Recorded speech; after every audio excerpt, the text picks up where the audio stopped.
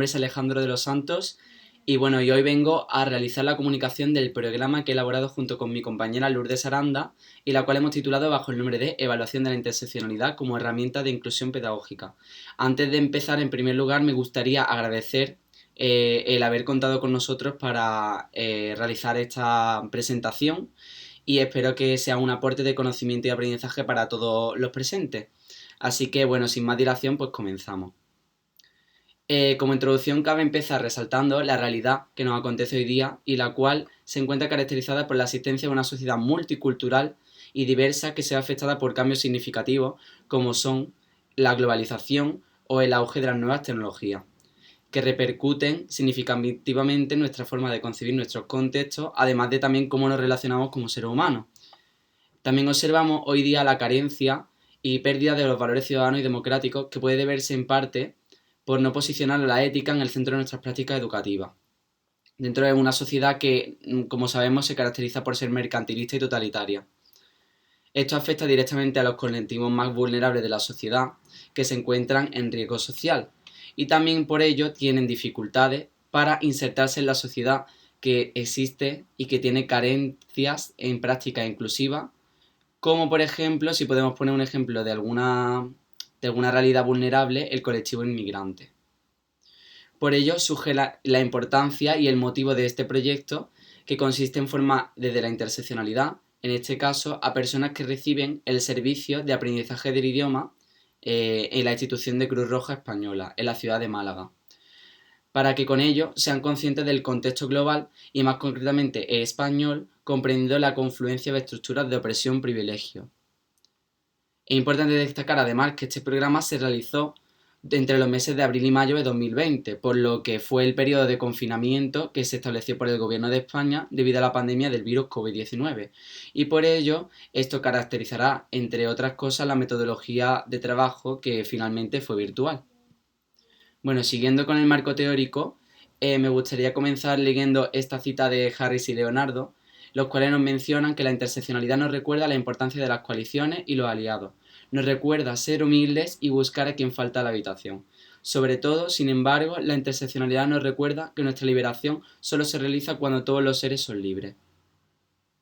Bueno, pues esta frase yo creo que sintetiza claramente el porqué de basarnos en este concepto para abordar nuestras prácticas educativas y sensibilizar desde la alteridad. Siguiendo con ello, la interseccionalidad es una teoría social que fue acuñada por Kimberlé Crenshaw a finales de los años 80 para justificar la discriminación estructural y doble que sufrían las mujeres negras en Estados Unidos, tanto por ser mujeres como también por ser negras. Este término, sin embargo, hace alusión y contempla todas las formas de opresión-privilegio que coexisten en nuestras sociedades en ámbitos tanto de género como orientación sexual, etnia, religión, cultura, entre otros aspectos que podemos mencionar. Bueno, aún así no puede reducirse únicamente a la visibilidad de meras identidades, sino también en la comprensión radical del complejo proceso de subjetivación y apoyar con ello el desarrollo de una sociedad más justa. Este concepto es, por tanto, inclusivo, en la medida en la que contempla la diversidad humana y aboga por que exista una equidad siendo conscientes de cómo son las dinámicas socioeconómicas actuales. Dentro del ámbito educativo, la interseccionalidad pretende desarrollar una educación en valores, que genere prácticas democráticas y comunitarias donde se ofrezca y se favorezca la participación social, y con ello la erradicación de las desigualdades sociales que, como sabemos, hoy día se perpetúan en instituciones tales como la escuela. Además, más concretamente con respecto a la enseñanza de idiomas, este incluye aprendizaje específicos de la cultura como las costumbres y valores de forma intrínseca. Entonces, por ello cobra un mayor sentido el reinventarla, dando una perspectiva, en este caso, de apreciar la diversidad cultural del colectivo con el que contamos, para evitar de esta forma recaer en una mera asimilación cultural y que por ello se sientan incluidos y respetando también, conservando los valores que ellos mismos consideren valiosos. Bueno, entonces los objetivos, por tanto, que se propusieron para abordar este proyecto fueron, como general, formar desde la interseccionalidad la justicia social de manera que sea un enlace hacia la apreciación de la diversidad humana y con la comprensión de las estructuras dinámicas y sociales. Todo ello de forma transversal durante su proceso del aprendizaje del castellano. Y después, en específico, tendríamos estos 4, que sería el fomentar las relaciones interculturales para favorecer la inclusión en el contexto nacional, comprender la distinción entre sexo y género, teniendo una visión crítica sobre este último, entendiéndolo como una construcción social y concienciando de sus consecuencias en la opresión hacia la mujer, conocer y visibilizar la diversidad familiar existente en el panorama social actual, mostrando además al colectivo LGTB y desmontando los roles de género, que se imponen en las tareas y responsabilidades. Por último, cabría destacar que todo ello también permite el valorar las diferencias humanas como virtudes y peculiaridades, entendiendo que la riqueza del ser humano se halla en la diversidad. Bueno, continuando con el método del trabajo, esta intervención se llevó a cabo a través de las nuevas tecnologías, aunque no de manera intencionada, puesto que en un primer momento, como hemos mencionado previamente, estaba planificado para desempeñarse de forma presencial. Este cambio repentino se debió a, como también hemos hecho alusión, el confinamiento que se estableció tras el conocimiento de la pandemia del coronavirus. Bueno, y entonces ya hablando más concretamente de este contexto con el cual trabajamos, esta dinámica fue concretamente un total de 3 personas, las cuales recibían el servicio de aprendizaje del idioma de Cruz Roja en Málaga capital, dentro de los niveles A1 y A2 en el marco de referencia europeo, siendo de nacionalidades concretamente senegalesa, ucraniana y georgiana, siendo un hombre y 2 mujeres respectivamente. Bueno, la metodología llevada a cabo fue principalmente a través de la plataforma de Google Classroom, en la cual las personas participantes podían interactuar mediante comentarios y foros de discusión en relación con las tareas propuestas a realizar, para promover de esta forma un aprendizaje colaborativo. Además, también se hizo un uso ocasional de la aplicación de Hangouts para realizar videoconferencias con las personas participantes y poder de esta forma realizar un seguimiento en su proceso en el manejo de entornos virtuales, ya que para algunas personas este era su primer contacto debido a la procedencia sociocultural de la cual proviene. Y además invitar a la conversación para no perder la fluidez en el idioma, puesto que durante este periodo sus clases habituales de castellano estuvieron canceladas. Este proyecto tuvo una duración de 4 semanas, compuesta por cada sesión de 3 actividades y estableciendo un plazo máximo de 1 semana para la elaboración de estas. Bueno, y ya con respecto a los resultados que se obtuvieron tras la realización, se procedió primero a una elaboración de un cuestionario de evaluación final que fue de carácter mixto, y eso era con el objeto de descubrir cómo habían experimentado y vivido las personas participantes de la práctica el haber realizado estas actividades y a través de esta forma. Y de ello se pudo observar claramente las limitaciones que sucedieron a consecuencia del carácter virtual del proyecto, como el enfrentamiento al uso de las nuevas tecnologías desde el desconocimiento y por consiguiente la falta de interacción con el resto de compañeros al no saber interactuar con esta herramienta. Más específicamente, el objetivo de descubrir la diversidad familiar no fue bien acogido, puesto que no todas las personas que participaron aceptaron que existiesen distintos modelos familiares, aunque otras personas sí lo aceptaron.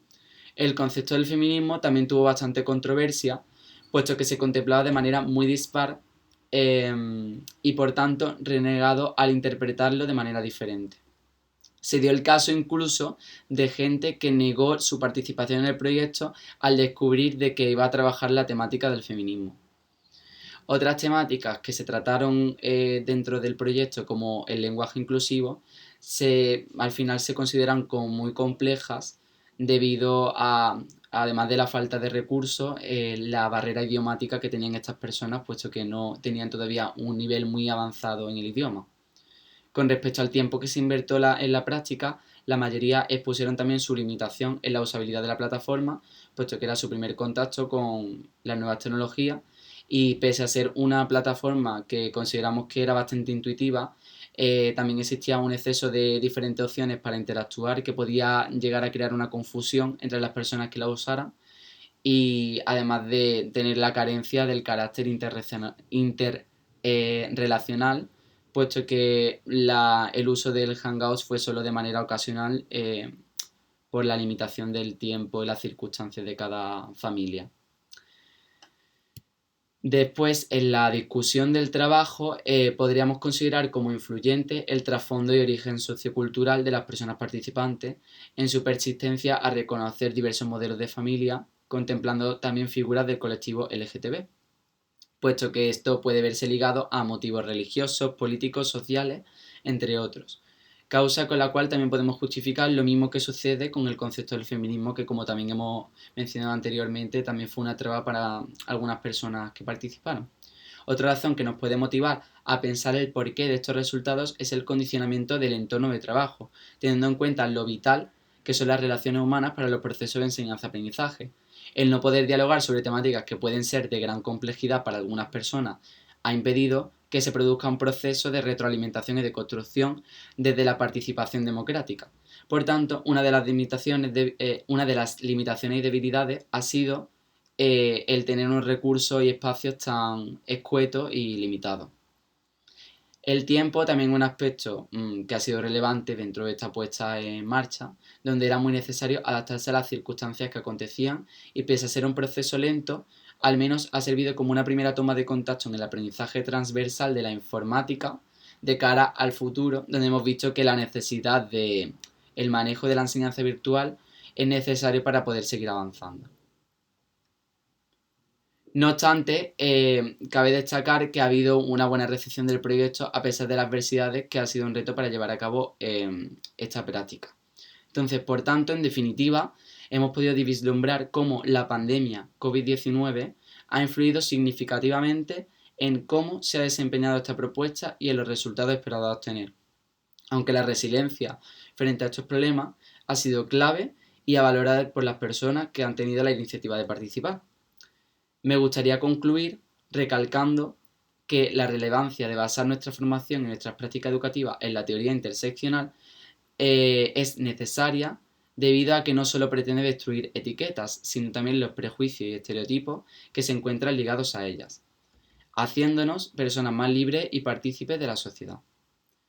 Muchísimas gracias a todos y a todas por su atención y espero que disfruten del resto de la jornada.